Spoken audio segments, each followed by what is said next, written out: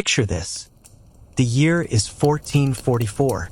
The flower of European knighthood lies scattered across a blood-soaked battlefield near Varna.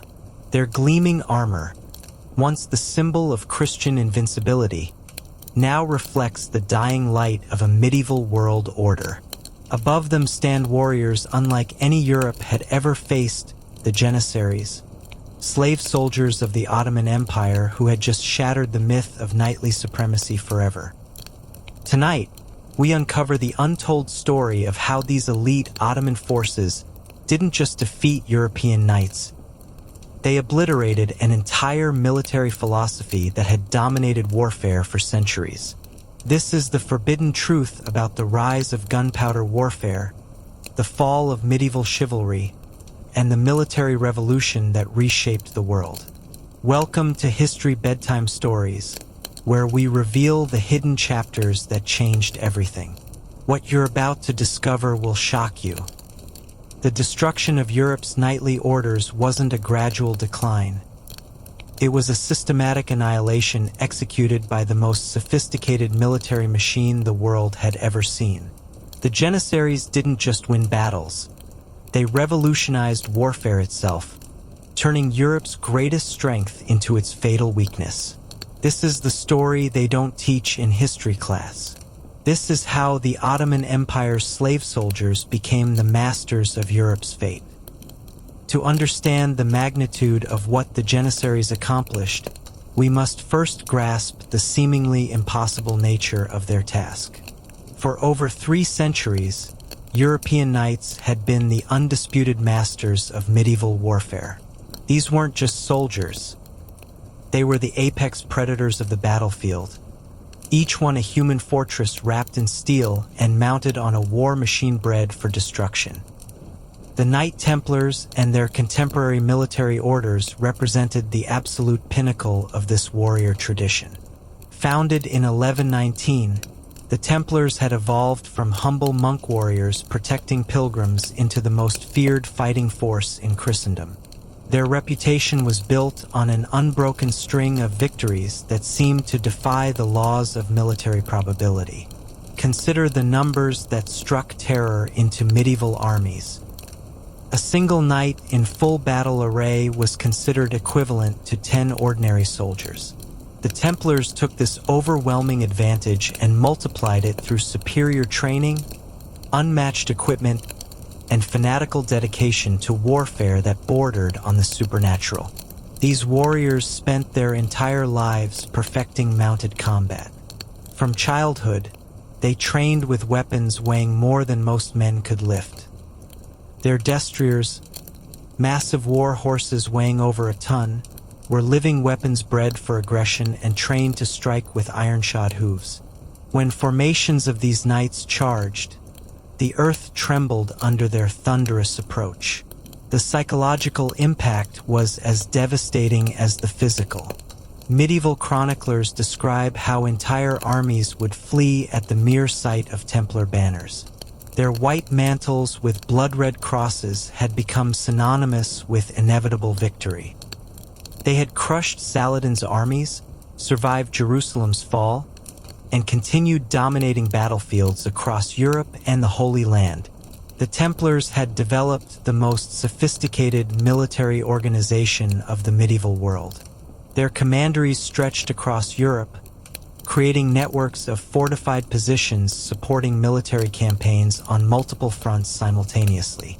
Their banking system, the first international financial network, could fund wars that bankrupted kingdoms. Most importantly, they had perfected tactical doctrine that had dominated European warfare since Hastings. Combined arms approaches of heavy cavalry supported by disciplined infantry and crossbow units had proven unstoppable against every enemy. The charge of armored knights had become the defining moment of medieval battle, thunderous collisions that shattered enemy formations and decided kingdoms' fates. This military tradition had conquered the Byzantine Empire, carved out crusader states, and pushed back every Islamic counterattack for generations. The Templars and fellow military orders weren't just Europe's elite. They were physical embodiments of Christian military supremacy, blessed by God and proven in battle after battle. The idea that this invincible force could be not just defeated, but completely annihilated by an upstart Turkish beylik seemed absurd to contemporary observers. What could these nomadic steppe warriors possibly know about warfare that Europe's greatest military minds hadn't mastered? The answer would reshape the world. While European knights perfected traditional martial arts, something unprecedented was taking shape in expanding Ottoman lands. In the late 14th century, Ottoman Sultan Murad I instituted a practice so revolutionary, so contrary to medieval military tradition, that it would ultimately render knightly warfare obsolete. He called it the devshirme, the harvesting of children. This wasn't random conscription or typical military recruitment. The devshirme was systematic human engineering designed to create perfect soldiers. Ottoman agents swept through Christian Balkan villages, selecting boys aged 8 to 12 based on strict criteria: physical strength, intelligence, and most crucially, complete separation from previous identities.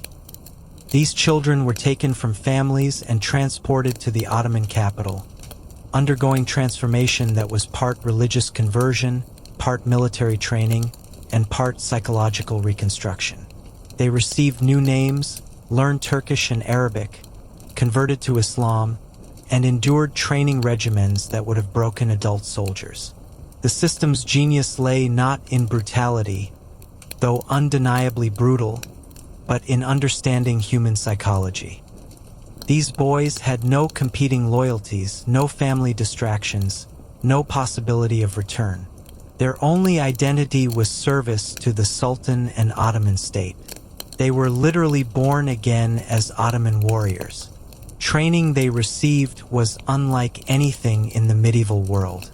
While European knights learned individual combat techniques passed down through generational tradition, Janissary recruits were taught systematic warfare. They learned reading and writing, rare among medieval soldiers. They studied mathematics, engineering, and logistics. Most importantly, they trained to fight as coordinated units rather than individual heroes. Physical conditioning was just the beginning. Future Janissaries learned to march in formation for days without breaking stride. They practiced with weapons for hours daily until movements became instinctive. They were taught to construct fortifications, operate siege engines, and maintain equipment to standards exceeding European armorsmiths. The most revolutionary aspect was their introduction to gunpowder weapons. While European knights regarded firearms as cowardly innovations unworthy of true warriors, Janissary recruits embraced them as tools of tactical supremacy. They learned to manufacture gunpowder, maintain muskets, and coordinate firearms with traditional weapons in ways that would prove devastating to future enemies. The transformation took years. When complete, these former Christian children had become something the medieval world had never seen. Professional soldiers whose loyalty was absolute, whose training was comprehensive, and whose tactical thinking was centuries ahead of their time. By the early 15th century, the Janissary Corps had grown to over 20,000 elite soldiers. They were organized into ordas, regiments of 100 to 500 men each, with specialized roles ranging from infantry assault troops to artillery specialists to fortress engineers. Each orda developed its own traditions while maintaining absolute discipline and cohesion. Unlike European knights who fought for personal glory and feudal obligation, Janissaries fought for Islamic civilization's expansion and Ottoman state glory. They saw themselves not as mere soldiers, but as Ghazi, holy warriors carrying out God's plan for world conquest. This ideological commitment gave them strategic patience European forces couldn't match. They were also the first truly integrated military force in the medieval world. While European armies were cobbled together from various feudal contingents with different languages, loyalties, and tactical doctrines, The Janissary Corps was unified by common training, shared ideology, and centralized command. They could execute complex maneuvers impossible for traditional medieval armies. Most importantly, they were the first military force designed specifically to counter heavy cavalry. Everything about their training, equipment, and tactics was optimized for destroying the warrior type that had dominated European battlefields for centuries. The stage was set for confrontation that would determine whether the medieval world would continue or give way to something entirely new. The Janissaries were ready. The question was, would Europe's legendary knights prove as invincible against this new warfare as against every previous enemy? The first warnings appeared not as dramatic battlefield defeats, but as troubling reports from southeastern Europe's borderlands. Throughout the late 14th and early 15th centuries, small Hungarian and Serbian forces sent to contain Ottoman expansion returned with disturbing accounts, when they returned at all.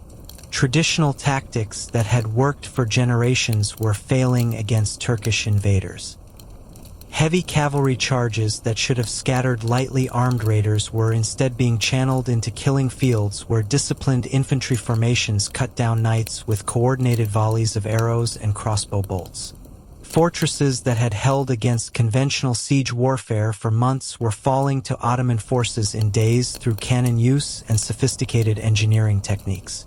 The Battle of Kosovo in 1389 provided the first major shock to European military thinking. While the battle ended in a tactical stalemate, both Prince Lazar of Serbia and Sultan Murad I died in fighting. Strategic implications were terrifying for Christian Europe. The Ottomans had fought combined Serbian knighthood to standstill, and more importantly, demonstrated tactical innovations that traditional European warfare seemed unable to counter. Serbian heavy cavalry, trained and equipped according to principles that had made European knights dominant for centuries, found themselves unable to break Ottoman infantry formations. Instead of the usual pattern where disciplined cavalry charges shattered enemy lines and decided battles quickly, Kosovo fighting devolved into prolonged bloodbath where Ottoman tactical flexibility and superior coordination gradually wore down Christian forces. But Kosovo was just a preview. The real shock came in 1396 at the Battle of Nicopolis, where the largest Crusader army assembled since the Third Crusade suffered one of the most complete defeats in medieval military history. The Crusade of Nicopolis represented everything European military tradition considered unstoppable. Led by John the Fearless of Burgundy and supported by the kings of Hungary and France, the army included over 10,000 heavy cavalry, the largest concentration of armored knights ever assembled for a single campaign. These weren't just any knights. They were the absolute elite of European chivalry, veterans of conflicts across the continent, equipped with the finest armor and weapons medieval technology could produce. The French contingent alone included over 2,000 knights who had never known defeat. Hungarian forces brought their own legendary heavy cavalry along with experienced crossbow units and siege equipment. German, English, and Italian volunteers swelled the ranks. Contemporary chroniclers described it as the most magnificent army ever assembled, a force so overwhelming that its mere appearance should have sent Ottomans fleeing back to Anatolia. Instead, Sultan Bayezid I and his Janissaries delivered a tactical masterclass that shattered European military confidence for generations. The battle began according to European expectations. The flower of French chivalry, led by the Count of Nevers, launched their traditional devastating charge against what appeared to be the Ottoman front line. These weren't rash nobles seeking individual glory. They were experienced warriors executing tactical doctrine proven successful for centuries. The initial charge seemed to work perfectly. The Ottoman front line, composed of irregular Balkan auxiliaries, broke and fled exactly as European heavy cavalry expected enemies to behave. Knights pressed forward, driving deep into Ottoman positions, cutting down fleeing soldiers and preparing for decisive victory that would end Ottoman expansion forever. Then Bayezid sprang his trap. The fleeing front line had been deliberate deception, what modern military theorists would call tactical withdrawal designed to draw enemies into prepared killing zones. As European heavy cavalry pursued apparently routed Ottomans, they found themselves funneled between carefully positioned obstacles, preventing them from maintaining formation or building momentum that made their charges so devastating. Suddenly, Janissaries appeared on their flanks. These weren't lightly armored irregulars knights expected to face, but disciplined professional soldiers armed with combinations of traditional weapons and latest military technology. Coordinated arrow volleys targeted knights' horses, bringing down massive destriers and leaving heavily armored riders vulnerable on the ground. But the real innovation was Janissaries' use of early firearms. While European military doctrines still regarded gunpowder weapons as auxiliary tools useful mainly for siege warfare, Ottomans had integrated them into battlefield tactics with devastating effect. Ottoman hand cannons and early muskets, fired in coordinated volleys, could penetrate even the finest European plate armor at close range. More importantly, gunpowder weapons' psychological impact proved as devastating as physical effects. European war horses, bred and trained for centuries to charge into combat without fear, panicked at unfamiliar sounds and smoke of gunpowder explosions. Knights who had trained their entire lives to fight from horseback suddenly found themselves dismounted and disoriented, their primary tactical advantage negated by weapons they barely understood. The slaughter that followed was comprehensive and methodical. Ottoman forces had prepared for exactly this scenario. Heavily armored European knights separated from horses and unable to maintain formation. Janissary units equipped with maces, war hammers, and other weapons specifically designed to defeat plate armor moved through the battlefield with systematic efficiency, eliminating the cream of European knighthood. The Count of Nevers himself was captured along with hundreds of other high-ranking nobles. King Sigismund of Hungary barely escaped with a small army remnant. Of the massive crusader force that had assembled to end Ottoman expansion, fewer than a third survived to return home. But Nicopolis' most devastating aspect wasn't the tactical defeat. It was the strategic message it sent to every European court. Military doctrine that had dominated European warfare for centuries could be not just defeated, but completely shattered by enemies who understood combat's changing nature better than Europe's greatest military minds. News of the disaster spread across Europe like wildfire, accompanied by increasingly disturbing reports of how the battle had been lost. This wasn't bad luck or poor leadership. It was systematic demolition of European military superiority by forces using tactics and technologies European armies were completely unprepared to counter. The Ottoman Empire had announced its arrival as a major military power not through diplomatic negotiation or gradual expansion, but through complete annihilation of Europe's most elite military force. The age of knightly dominance was ending, though few in Europe were yet ready to accept that reality. What happened at Nicopolis wasn't luck or numerical superiority. It was the result of systematic military innovations the Janissaries had spent decades perfecting. While European military thought remained locked in medieval traditions, Ottoman military engineers had created something entirely new, a military system designed from the ground up to destroy heavy cavalry.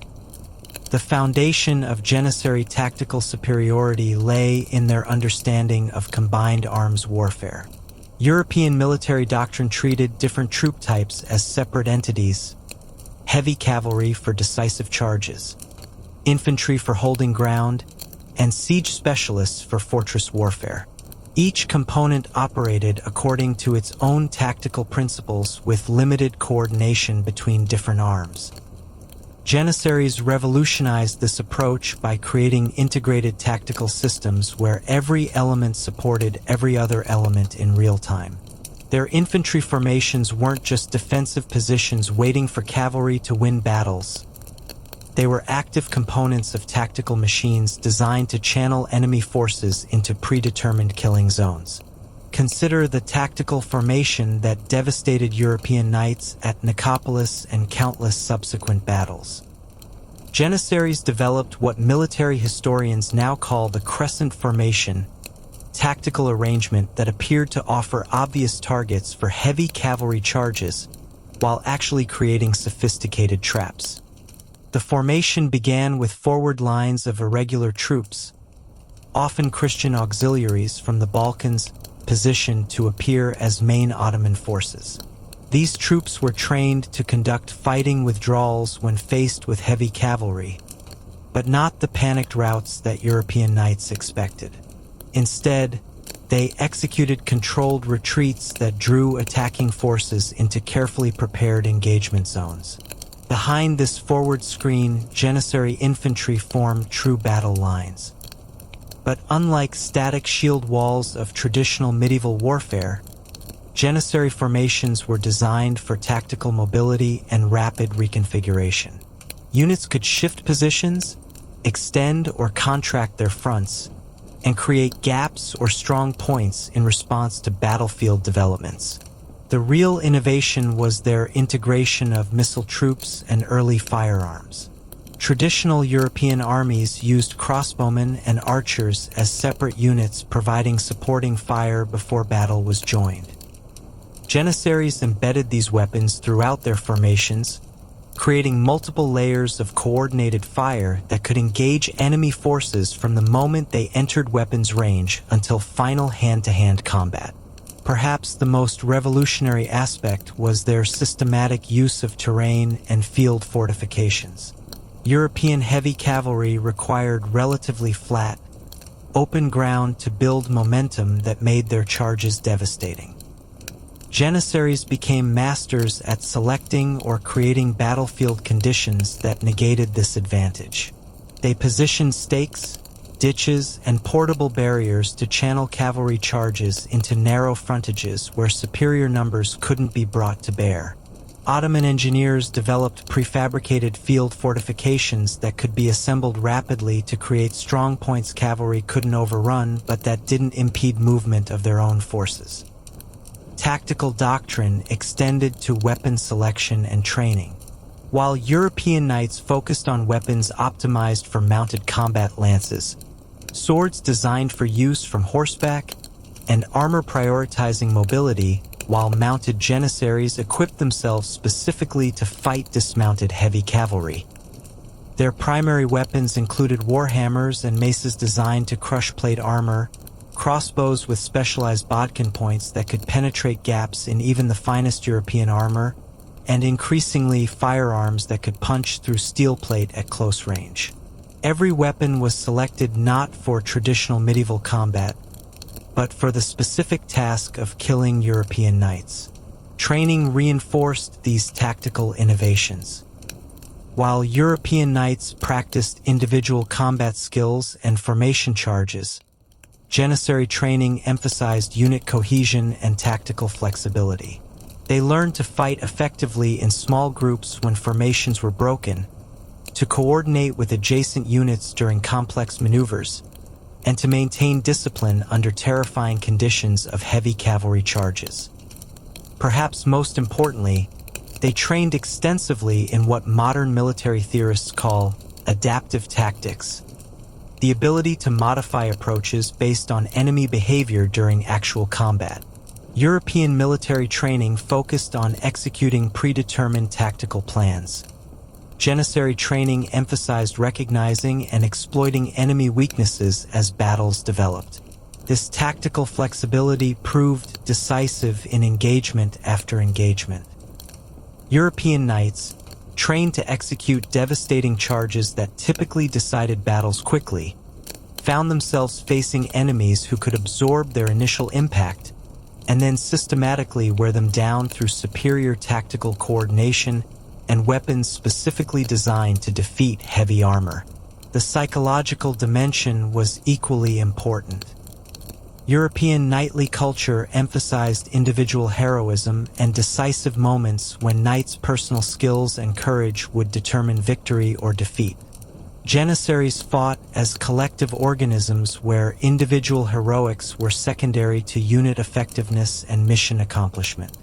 This created fundamental mismatches in military philosophy.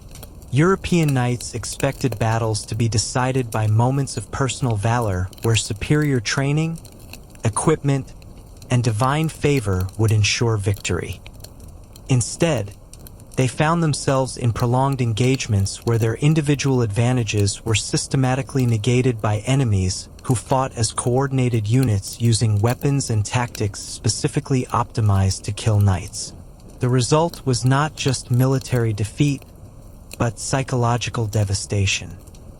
European military culture had no framework for understanding how their supposedly invincible warriors could be so comprehensively outfought by enemies who seemed to violate every principle of honorable combat.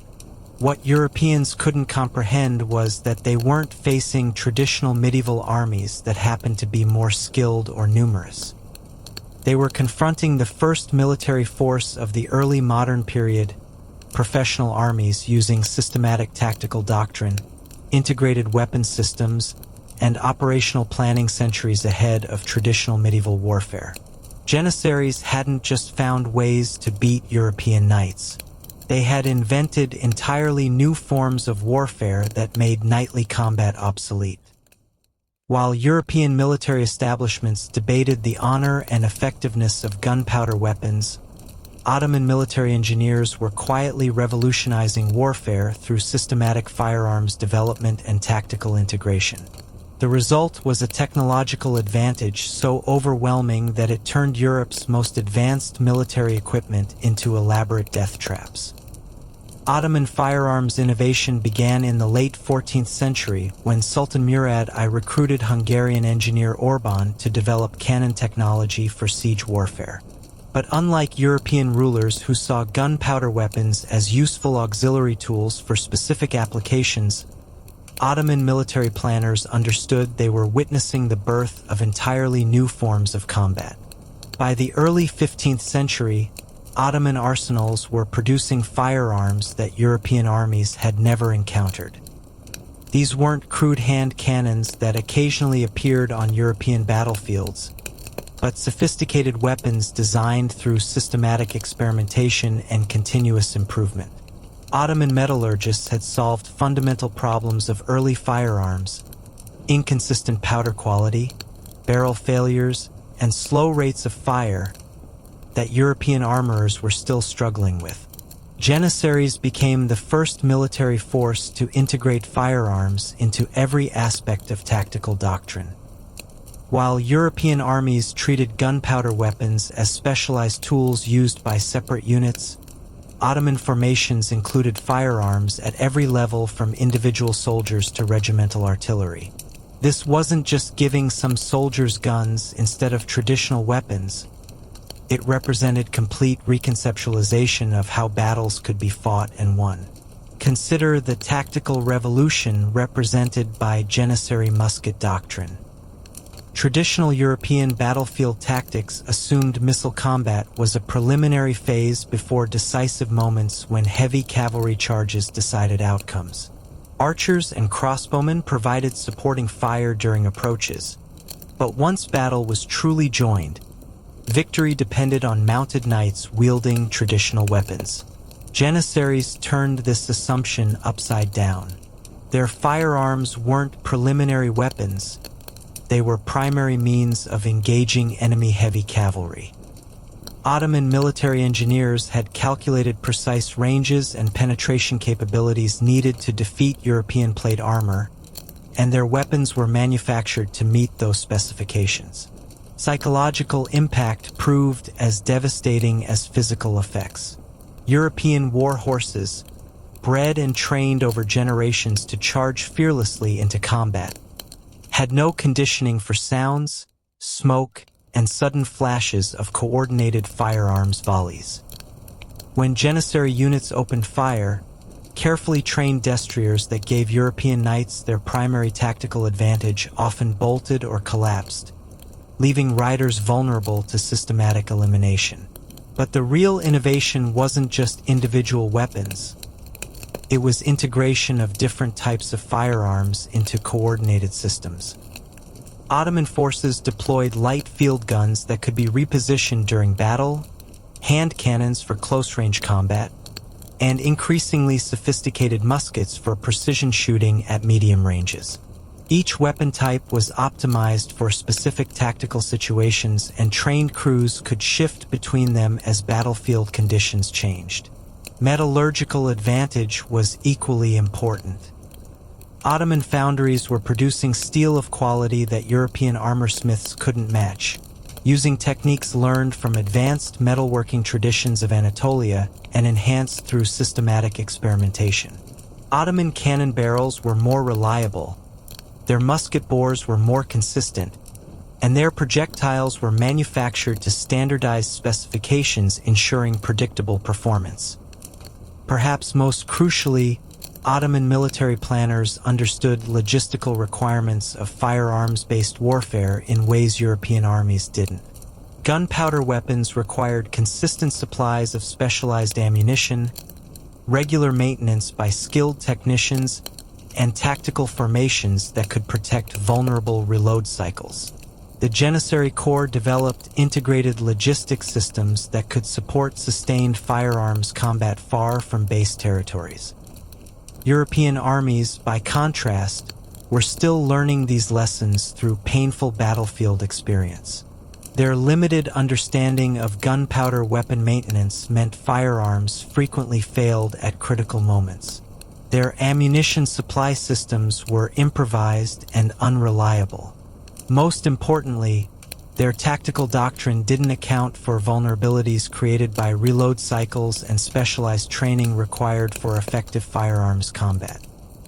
Technological gaps created tactical mismatches that were as psychologically devastating as they were militarily decisive. European knights who had spent their entire lives mastering complex skills of mounted combat with traditional weapons found themselves facing enemies whose primary weapons required completely different tactical responses. The finest European plate armor, representing pinnacles of medieval metallurgical art and costing more than most people earned in lifetimes, could be penetrated by Ottoman musket balls at ranges where traditional medieval weapons were ineffective. Knights who had been nearly invulnerable to arrows, crossbow bolts, and sword thrusts discovered their expensive protection was useless against enemies who understood the ballistics of high-velocity projectiles. Tactical implications extended far beyond individual combat. European military doctrine was built around assumptions that heavily armored knights could absorb missile fire during approaches and deliver decisive charges that would shatter enemy formations. Ottoman firearms doctrine was specifically designed to prevent cavalry charges from ever reaching contact distance. Coordinated volleys of musket fire could bring down war horses at ranges where traditional missile weapons were ineffective. Field guns loaded with chain shot or specialized anti-cavalry ammunition could sweep entire formations of charging knights from their saddles. Hand cannons used in close combat could penetrate armor at point-blank range, eliminating knights who had survived initial firearms engagements. The result was a complete tactical revolution that European military establishments were psychologically unprepared to accept. For centuries, European warfare had been dominated by gradual evolution of traditional military techniques. Improvements in armor led to improvements in weapons. Changes in tactics were incremental adaptations of proven methods. Ottoman integration of gunpowder weapons represented something entirely different, discontinuous leaps in military capability that rendered centuries of European military development obsolete overnight. Knights who were products of lifelong training in traditional combat found themselves as vulnerable as untrained peasants against enemies who understood new realities of technological warfare. technological advantage was compounded by the systematic nature of Ottoman military development. While European firearms innovation was scattered among individual craftsmen and regional armories with limited coordination, Ottoman weapons development was centralized and systematic. Military engineers could identify problems, develop solutions, and implement improvements across the entire Janissary Corps within months rather than decades. This technological revolution would reach its crescendo in siege warfare accompanying Ottoman expansion into southeastern Europe, where gaps between traditional medieval military engineering and Ottoman gunpowder technology would prove even more devastating than tactical mismatches on open battlefields. If battlefield encounters had shaken European confidence, it was systematic destruction of supposedly impregnable fortifications that truly demonstrated obsolescence of medieval military technology. The great castles and walled cities that had protected Christian Europe for centuries became elaborate tombs for their defenders when confronted with Ottoman siege technology and Janissary assault tactics. European fortress design had evolved over centuries of warfare against traditional medieval armies.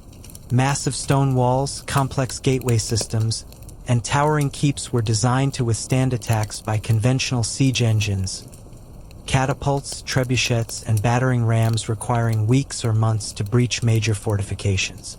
The greatest castles could hold out for years against traditional siege techniques, allowing time for relief armies to arrive and break sieges. This defensive philosophy created strategic equilibrium where fortress garrisons could reasonably expect to survive sustained attacks by numerically superior enemies. Enormous expense and engineering complexity required to construct major fortifications was justified by their ability to control key territories and provide secure bases for military operations. Ottoman introduction of systematic artillery warfare destroyed this equilibrium overnight. Beginning with famous guns of master founder Orban, Ottoman siege trains included weapons that European fortress designers had never imagined when planning their defensive systems. The siege of Constantinople in 1453 provided the most dramatic demonstration of how completely Ottoman siege technology had revolutionized warfare. The walls of Constantinople had protected the city for over 1,000 years against every enemy who had attempted to take it. These weren't just any fortifications. They were the most advanced defensive system in the medieval world, constructed and reinforced by the greatest military engineers of the Byzantine Empire. The Ottoman assault on Constantinople wasn't just a military campaign. It was a systematic demonstration of how technological and tactical innovation could overcome any defensive system based on medieval military principles. Sultan Mehmed II's siege train included cannons so large they had to be cast on site and required hundreds of men to move and operate. The famous Basilica cannon could fire stone projectiles weighing over 600 pounds with enough force to shatter any wall ever constructed. But more importantly, the Ottoman siege included dozens of smaller cannons that could maintain continuous bombardment while great guns were being reloaded and repositioned. Psychological impact on defenders was devastating.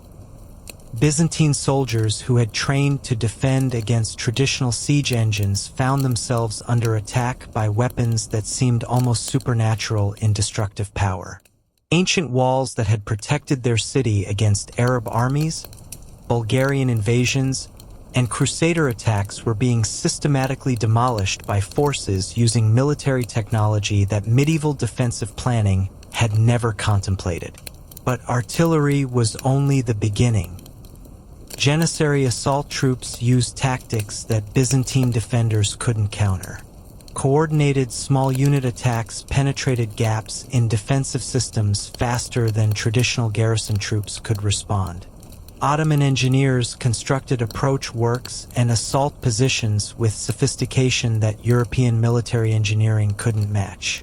When the final assault came, it wasn't the heroic confrontation between traditional medieval armies that European military culture expected. It was the systematic elimination of the defensive system by forces using integrated tactics and technology centuries ahead of their time. The fall of Constantinople sent shockwaves throughout Christian Europe that went far beyond the loss of the Byzantine Empire. Military planners in every major European capital suddenly realized their own fortifications, designed according to the same principles that had protected Constantinople for over a millennium, were equally vulnerable to Ottoman siege technology. Strategic implications were staggering. The entire European defensive system, networks of castles, fortified cities, and strongholds that had protected Christendom against invasion for centuries, had become obsolete overnight. No fortress, no matter how well-designed or courageously defended, could resist systematic attack by Ottoman forces using integrated artillery and assault tactics. The date was August 29, 1526. On the plains of Mohács in southern Hungary, the medieval world order would end not with a whimper, but with systematic annihilation of the last great knightly army ever assembled. What happened at Mohács wasn't just another Ottoman victory. It was final proof that European military supremacy had become a historical artifact, buried under thunderous roar of Turkish cannon and disciplined volleys of Janissary muskets. King Louis II of Hungary had assembled what many considered the finest army in Christian Europe. Over 25,000 soldiers marched under his banners, including cream of Hungarian heavy cavalry, veteran infantry companies from across the Holy Roman Empire, and the most advanced artillery-trained European military engineers could provide. This wasn't a desperate gathering of local militias. It was the culmination of European military tradition, representing centuries of tactical development and technological innovation. Hungarian knights alone represented absolute pinnacles of European martial tradition.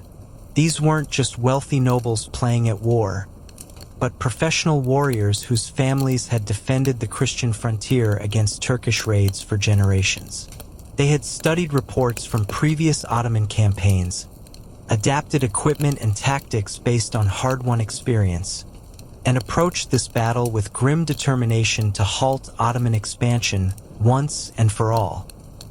But from the moment Sultan Suleiman the Magnificent deployed his forces on the Mohács plain, it became clear this would be no conventional medieval battle. The Ottoman army that faced the Hungarians was the most sophisticated military force the world had ever seen. 100,000 troops, including 12,000 elite Janissaries, supported by the largest artillery train ever assembled for field campaign. Tactical disparity was evident before fighting began. While Hungarian forces deployed according to traditional European doctrine, heavy cavalry in center with supporting infantry and artillery on flanks, the Ottoman formation represented something entirely new. Suleiman's battle line was a layered defensive system designed specifically to channel and destroy European heavy cavalry. Janissary formations occupied carefully prepared positions behind portable field fortifications that could stop cavalry charges while allowing coordinated firearms volleys. Ottoman artillery, over 300 cannon of various calibers, was positioned to create interlocking fields of fire that could devastate any force attempting to approach the main battle line. Most ominously, Suleiman had positioned elite cavalry reserves in concealed positions on both flanks, ready to envelop any European force that became entangled with his defensive line. The Hungarian battle plan was tactically sound according to traditional European military doctrine. King Louis intended to use superior heavy cavalry to break through the Ottoman center while infantry and artillery provided supporting fire. Once the Turkish line was broken, cavalry reserves would exploit breakthroughs and roll up Ottoman flanks. It was a proven tactical approach that had won battles across Europe for centuries. Execution began promisingly. Hungarian heavy cavalry, led by the king himself, launched a thunderous charge across the plain toward Ottoman positions.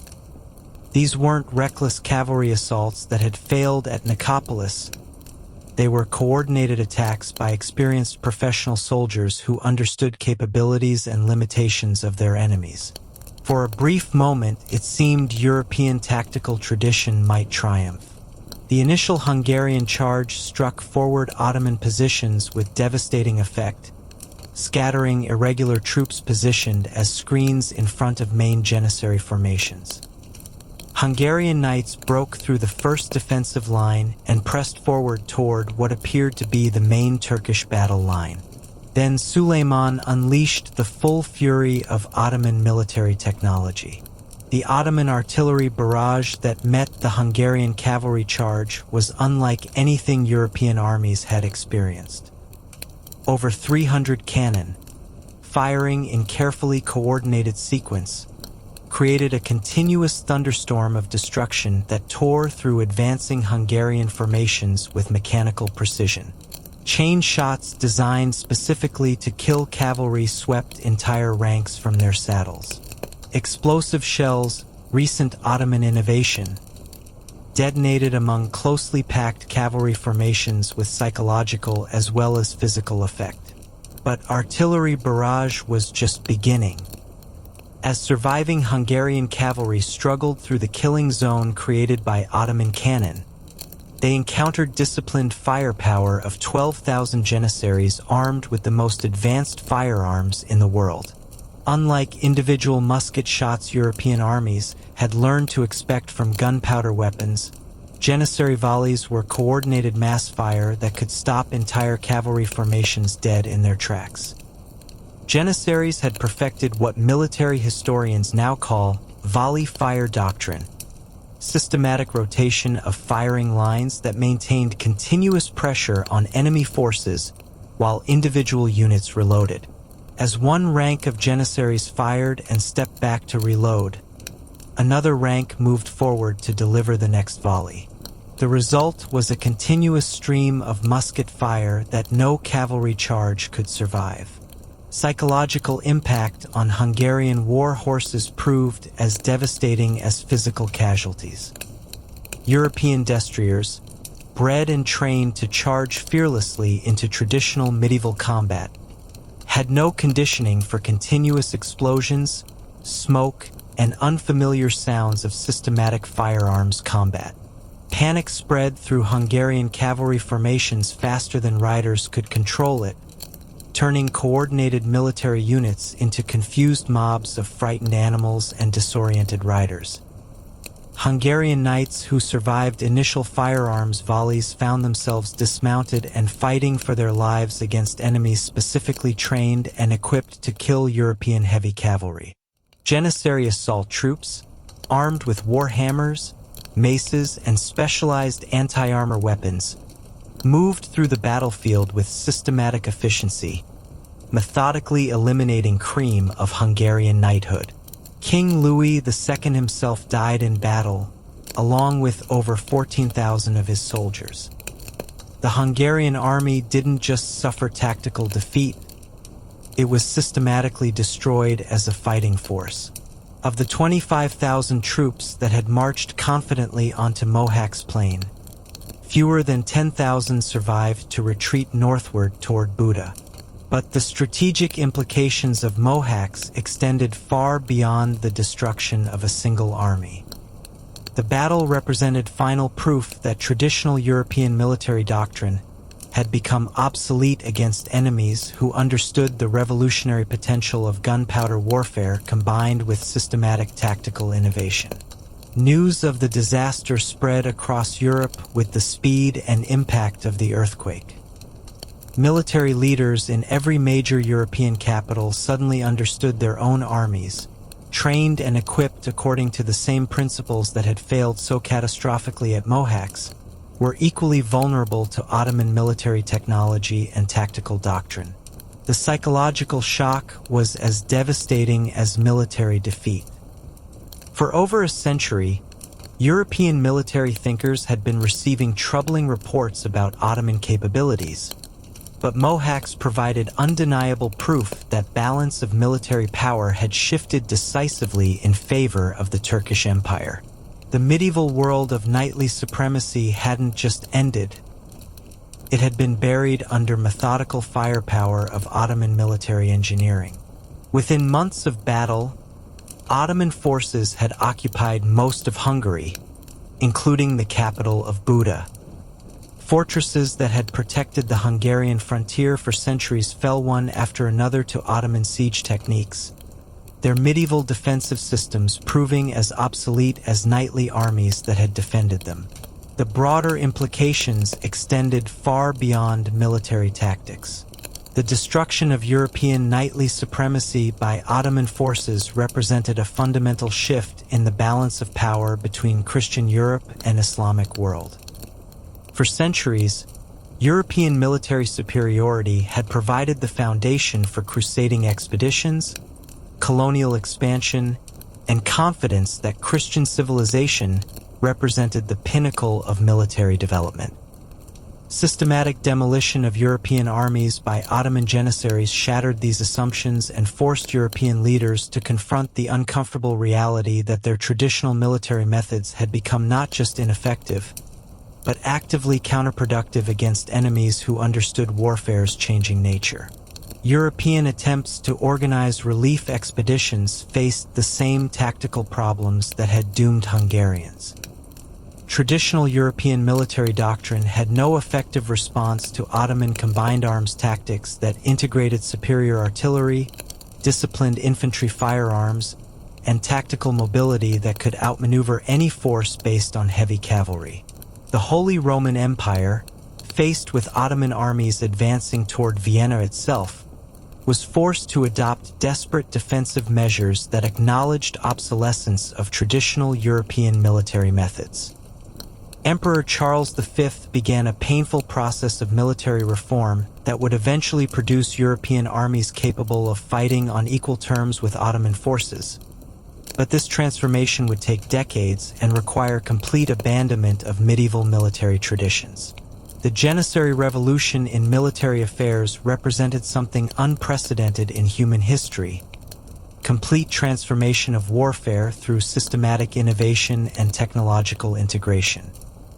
Unlike previous military developments that had evolved gradually over generations, the Ottoman military system represented a discontinuous leap in capability that rendered centuries of European military development obsolete overnight. Consider the magnitude of what Janissaries had accomplished. They had taken Christian children from conquered territories and transformed them into the most effective military force in the world. They had integrated gunpowder weapons into tactical doctrines that European armies couldn't counter. They had developed siege techniques that could reduce any medieval fortress. Most importantly, they had created military culture that emphasized systematic innovation and continuous improvement rather than adherence to traditional methods. Success of the Janissary system wasn't just a matter of superior weapons or tactics. It represented a completely different approach to military organization and development. While European armies remained collections of feudal contingents with competing loyalties and incompatible tactical doctrines, Janissaries functioned as an integrated military system where every component supported every other component. Their recruitment through devshirme system ensured absolute loyalty and eliminated divided loyalties that weakened European feudal armies. Their systematic training created professional soldiers whose capabilities far exceeded traditional medieval warriors who learned skills through individual apprenticeship and limited combat experience. Perhaps most importantly, their institutional culture emphasized adaptation and innovation rather than preservation of traditional methods. While European military establishments resisted changes that might threaten established hierarchies and proven techniques, the Janissary Corps was designed to identify and implement improvements continuously. This institutional flexibility allowed Ottoman forces to maintain tactical and technological advantage even as European armies began the painful process of military modernization. By time European forces had adapted to Ottoman innovations from the 15th century, Janissaries had developed new techniques and technologies that maintained their battlefield superiority. The legacy of Janissary military innovation extended far beyond the Ottoman Empire itself. Their systematic approach to military development, integration of new technologies with proven tactical principles, and emphasis on professional training rather than aristocratic tradition became the foundation for military systems that would eventually be adopted across Europe and beyond. Modern professional military, with emphasis on systematic training, technological integration, and institutional innovation, traces origins directly to the Janissary model that had proven so devastatingly effective against traditional European feudal armies. Military academies, professional officer corps, and standardized training systems that became norm in European armies during the 16th and 17th centuries were conscious attempts to replicate systematic military development that had made Ottoman forces so dominant. Even the concept of military science, systematic study of warfare as discipline that could be taught, learned, and continuously improved, emerged from European attempts to understand how Janissaries had achieved such overwhelming tactical superiority. European military theorists like Maurice of Nassau and Gustavus Adolphus built their revolutionary military reforms on careful analysis of Ottoman tactical innovations and organizational methods. The transformation was profound and irreversible.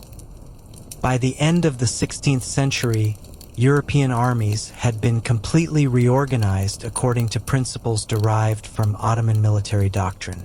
Feudal levies and knightly cavalry that had dominated European warfare for centuries had been replaced by professional infantry formations armed with firearms and supported by standardized artillery systems.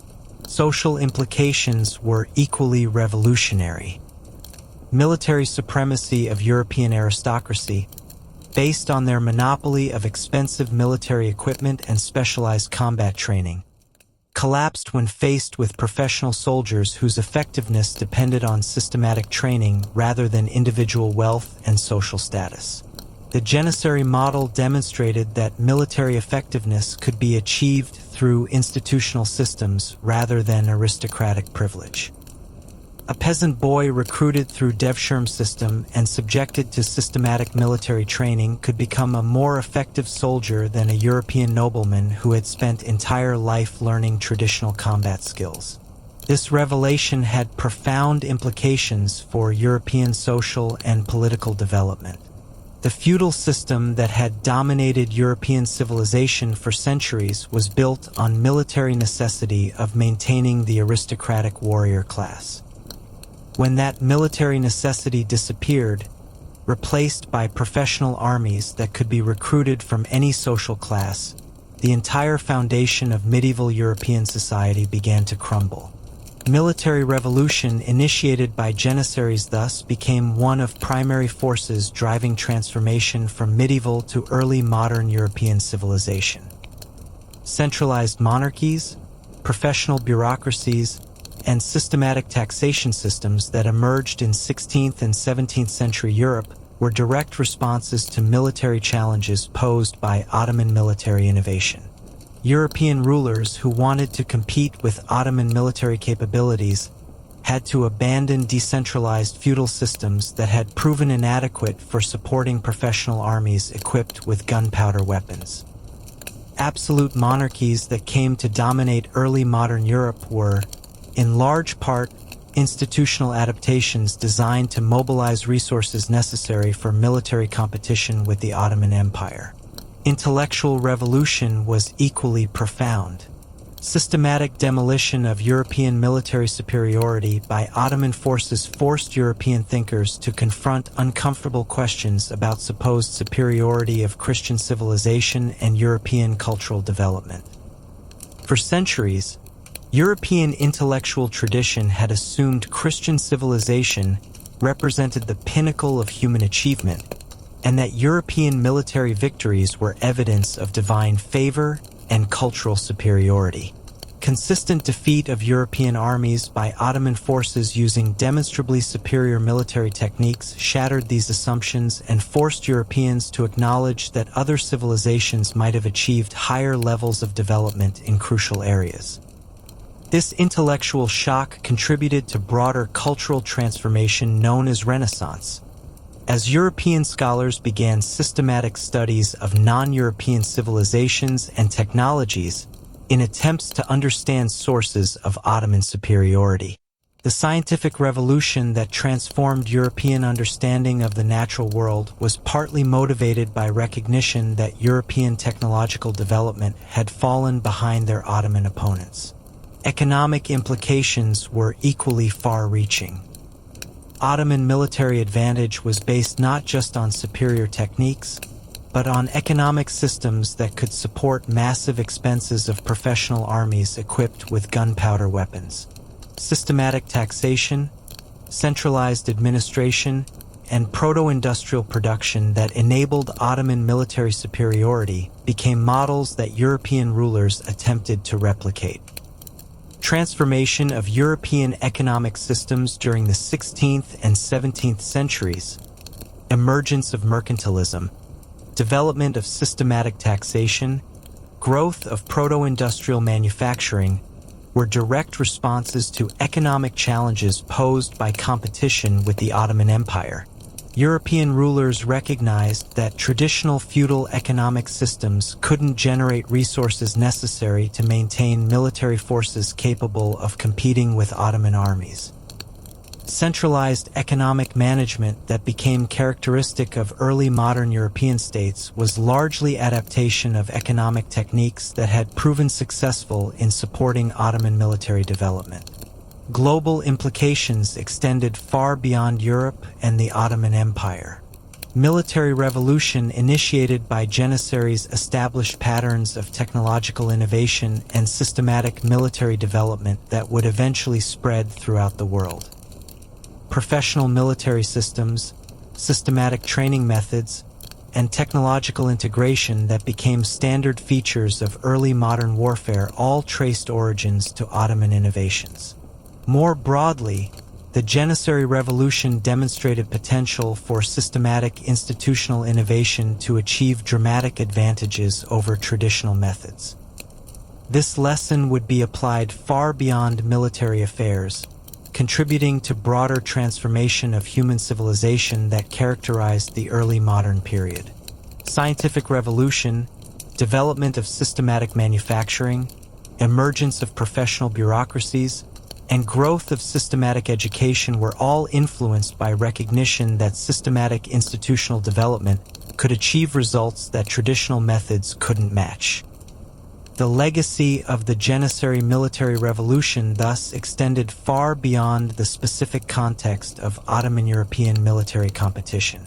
It established intellectual and institutional patterns that would shape human development for centuries to come, contributing to the emergence of the modern world system that continues to influence global civilization today. The story of how Ottoman Janissaries obliterated Europe's elite knightly orders thus represents far more than a dramatic episode in military history. It marks one of crucial turning points in human civilization, the moment when systematic institutional innovation proved capable of overcoming traditional methods that had dominated human societies for millennia. The transformation was irreversible and universal. Once the potential of systematic military development had been demonstrated, every civilization that hoped to maintain independence was forced to adopt similar methods or face fate that had befallen Europe's medieval knightly orders. The medieval world of individual heroism, aristocratic privilege, and traditional methods had ended forever on battlefields where Janissary firearms cut down flowers of European knighthood. In its place emerged an early modern world of professional institutions, systematic development, and technological innovation that would eventually transform human civilization beyond recognition. The untold story of how Ottoman Janissaries destroyed European military supremacy is thus hidden foundation of modern world. revolutionary transformation that began with Christian children taken from their homes and forged into most effective military force in human history, ultimately reshaping civilization itself through systematic application of human intelligence to ancient problems of warfare and social organization.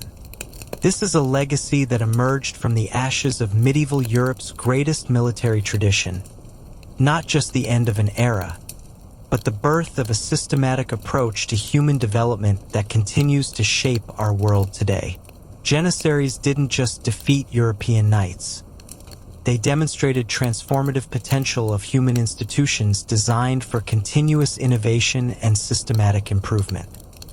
That lesson, learned in blood on battlefields of southeastern Europe, would eventually transform every aspect of human civilization, making the Janissary Revolution one of most profound and far-reaching developments in human history. The modern world begins with thunder of Ottoman cannon and disciplined volleys of former Christian children who had become masters of the New Age. The medieval world died at Mohács, but from its ashes rose something unprecedented proof that human societies could reinvent themselves through systematic innovation and institutional development. The Janissaries had shown that traditional limitations could be overcome, that established hierarchies could be replaced, and that new forms of human organization could achieve results that had seemed impossible under old systems. This revolutionary potential would spread far beyond military affairs, inspiring transformations in science, technology, economics, and social organization that would define the modern era. The systematic approach to human development pioneered by the Janissaries became the template for the institutional innovations that would eventually transform human civilization itself.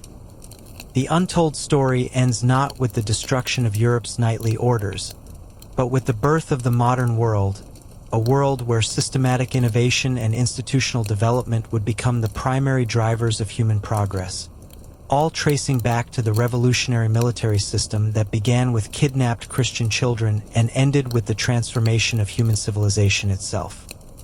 If you enjoyed this tale of history, please like and subscribe to History Bedtime Stories for more captivating stories from the past. Drop a comment below and let me know, where in the world are you watching from, and what time is it for you right now? I read every comment and love connecting with our global audience.